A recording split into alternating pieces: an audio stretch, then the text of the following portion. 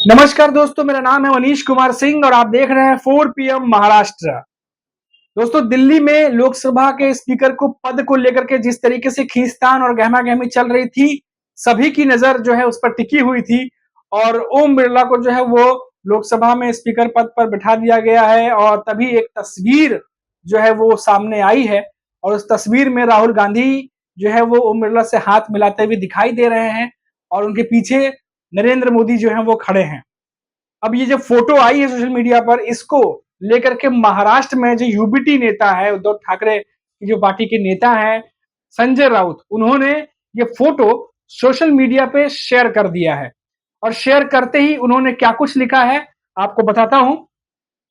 मैं आपको बता दूं कि संजय राउत जो है वो लगातार विपक्ष पे हमलावर रहते हैं हमेशा। कभी महाराष्ट्र में जो क्षेत्रीय पार्टियां हैं उनको लेकर के हमला बोलते हैं, कभी सरकार को लेकर के हमला बोलते रहते हैं। अब देखिए जो फोटो आई है उसको फोटो को सोशल मीडिया पे पोस्ट करते हुए उन्होंने लिखा है, पहले तो हा हा हा एक हंसी की बात डाली है, अपने लाफ्टर डालते उन्होंने कहा है कौन राहुल। उसके बाद ये लिखते हैं कौन राहुल, ये है राहुल। ये संजय राउत उसी बात का रेफरेंस देने की कोशिश कर रहे हैं। आपको याद होगा कि एक चैनल को दिए इंटरव्यू में जब कुछ मीडिया के पत्रकार जब उनसे बातचीत कर रहे थे तो उन्होंने राहुल नाम लिया और अचानक से नरेंद्र मोदी पूछे कि कौन राहुल। तो इसको लेकर के फिर वो पत्रकार हंसते हुए भी दिखाई दिए थे, फिर बाद में मीम भी बने इसके और काफी सोशल मीडिया पे वायरल हुआ था ये क्लिप।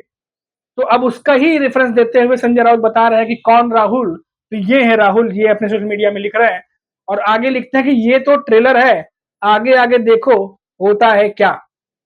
तो ये अपने आप में बहुत कुछ जो है वो बताने की कोशिश की जा रही है कि जिस तरीके से पिछले 10 सालों से 2014 के बाद से जिस तरीके से सरकार चल रही थी,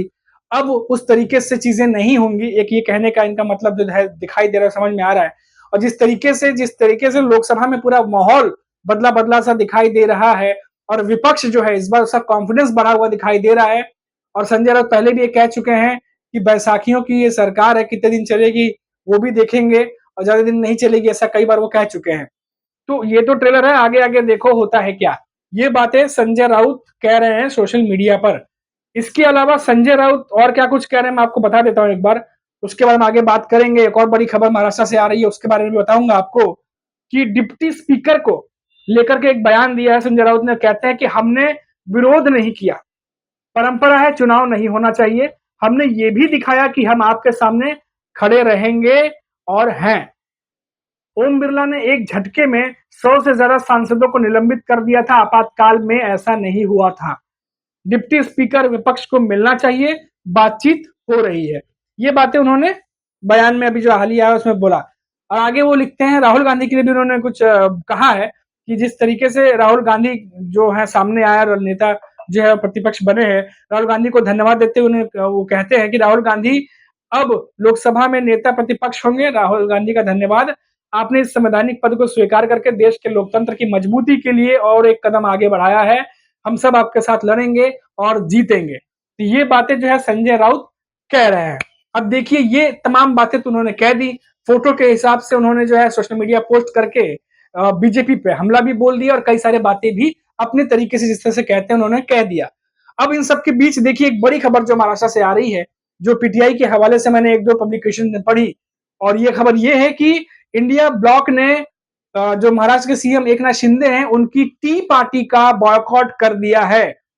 जी हाँ, टी पार्टी का बॉयकॉट कर दिया है इंडिया ब्लॉक ने और इसमें कांग्रेस के साथ साथ जो बाकी सहयोगी दल हैं उनके नेता भी शामिल हैं। और उनका ये कहना है कि जिस तरीके से महाराष्ट्र सरकार ने जो मास्क के टॉपिक है, जो मास्क के इशू है, जो बड़े लेवल पे लोगों के समस्याएं हैं, उसको इग्नोर किया, उस पर काम अच्छे से नहीं हुआ या अवहेलना कर ली, इस तरीके की बात करके कि हम इस टी पार्टी में नहीं आएंगे। और ये टी पार्टी जो है मैं आपको बता दूं कि जो भी मानसून सत्र है उसका असेंबली जो विधानसभा चुनाव भी है तो इनसे पहले ये होता है, टी पार्टी में तमाम दलों को बुलाया जाता है। और ऐसे में जो एकनाथ शिंदे की टी पार्टी थी महाराष्ट्र के सीएम, उनकी टी पार्टी को बॉयकॉट कर दिया गया है इंडिया ब्लॉक की तरफ से। ये बहुत बड़ी खबर आ रही है क्योंकि इसमें भी उन्हीं मुद्दों की बात की गई है महाराष्ट्र में जो जनता से जुड़े मुद्दे हैं, क्योंकि विपक्ष कोई भी मौका अब नहीं छोड़ना चाहता सरकार को घेरने में। और वही सरकार जो महाराष्ट्र की है, जो महायुति सरकार है, वो कोशिश कर रही है कि कैसे भी करके कैसे भी करके जो मुद्दे उठाए जा रहे हैं उसको तुरंत का तुरंत सुलझा लिया जाए या उस पर कुछ ना कुछ ऐसा बयान देके माहौल बना दिया जाए ताकि लोगों को भी लगे कि कुछ ना कुछ काम हो रहा है, ऐसा कुछ करने की कोशिश हो रही है। यानी विपक्ष की तरफ से एक तरफ तो मुद्दे उठा करके जो है वो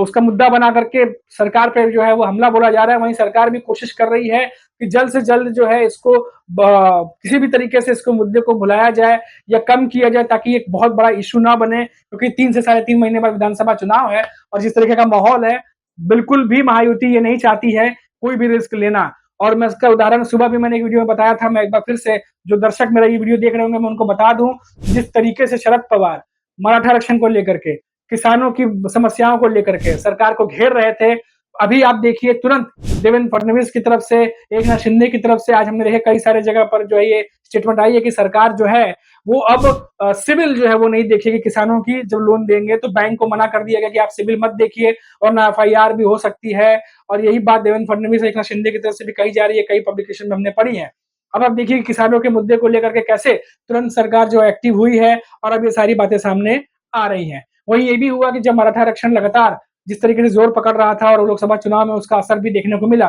बीड जैसे जगह पे हमने देखा कि उसका असर रहा जहां पंकजा मुंडे को बहुत दिक्कत हुई। और ऐसे में आप देखिए कि अब मराठा आरक्षण को लेकर के भी सुनने में आया है, जो खबर आ रही है कि एकनाथ शिंदे ने कमेटी बना दी है और ये कमेटी जो है वो इस मराठा आरक्षण को जो है वो सॉल्व करने की कोशिश करेगी, इस पर नजर रखेगी, मूल्यांकन करेंगी कि कैसे कुछ चीजें आगे की जा सकती हैं। इसी तरीके से जब अभी पुणे वाला जो का मामला आया था, पुणे में आप देखिए जिस तरीके से पुणे पब वाला मामला आया, ड्रग वाला मामला आया, तो अब बयान आ रहा है सीएम एकनाथ शिंदे जो है उनकी तरफ से ये बातें कही जा रही हैं, सरकार की तरफ से वही बातें कही जा रही हैं कि बुलडोजर चलवा देंगे और जो पब है जहां पर ड्रग्स की बातें होती है वहां पर बुलडोजर चला के उनको हटा देंगे। तो इस तरह से तमाम जो मुद्दे उठ रहे हैं उस पर लगातार